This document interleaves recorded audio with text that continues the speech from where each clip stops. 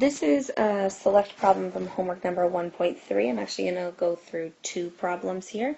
So number 3, part of the answer is already there for you, so let's just talk through what was already done. It gave you that B was the midpoint. Midpoint means it splits into two congruent parts. That's why we have these two tick marks right there. Once we have tick marks, we know that those things are equal. So I took these two expressions and I equaled them to each other in this equation that we have right here. Solving that equation, we should get x equals 17. But let's talk about letter B that's asking us to determine the measures of some of these segments.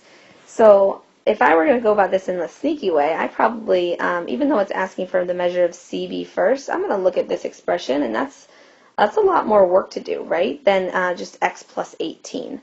So I'm actually going to start with the measure of BV first. I'm going to evaluate that expression, x plus 18, and we're going to plug in for x.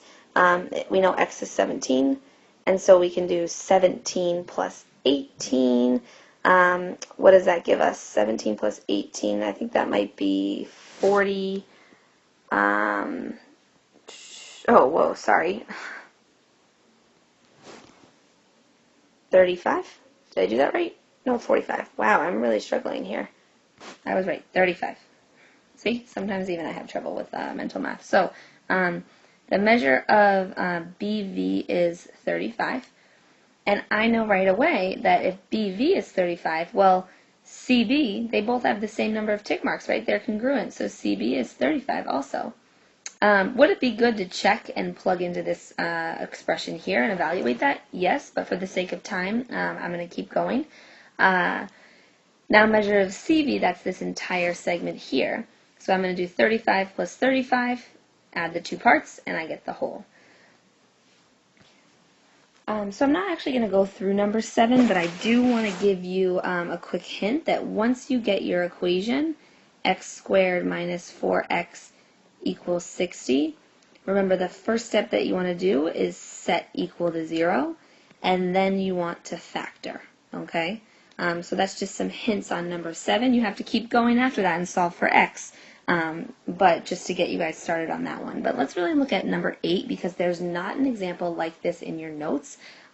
So I think it's important that we can go through it and kind of figure it out together. So looking at the directions, it says use the diagram to set up an equation and solve for x. So again, this is one of those problems where they're not giving me that something is an angle bisector, and I have to look at the entire picture and kind of see what's going on just in the picture rather than words. So important things to highlight are the 3 things that are really marked. I know that this entire angle is 150 degrees. I know that this one angle on the left here is represented by 4x minus 5. But I think most importantly what's marked in the picture here is these 2 tick marks, which we've learned and worked with for a while now, that means that you have things that are congruent.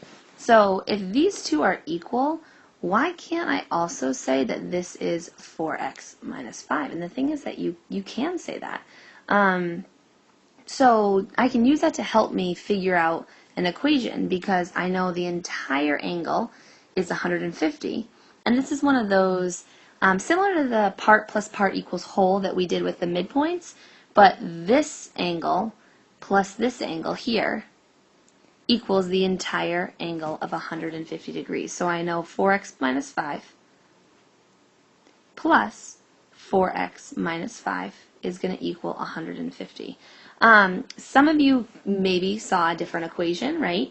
If those are the same, a kind of quicker way that I could write this is 2 times 4x minus 5 equals 150.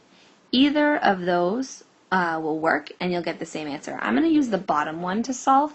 The top one you would just combine like terms and you'll get the same thing. Here I'm going to distribute. So 2 times 4 gets me the 8x. 2 times a negative 5 is minus 10 equals 150. And then I can solve from here. So add 10 to both sides. And I get that 8x equals 160. I can divide by 8. And I think that means that x is 20. And I'm just going to double check. They didn't want any measurements or something. So I'm going to go back up to the top, look at the directions. They just said solve for x. We found x, and so we're done. I hope this helps, and I hope that you were able to finish off your homework, and we'll see you tomorrow in class. Good night.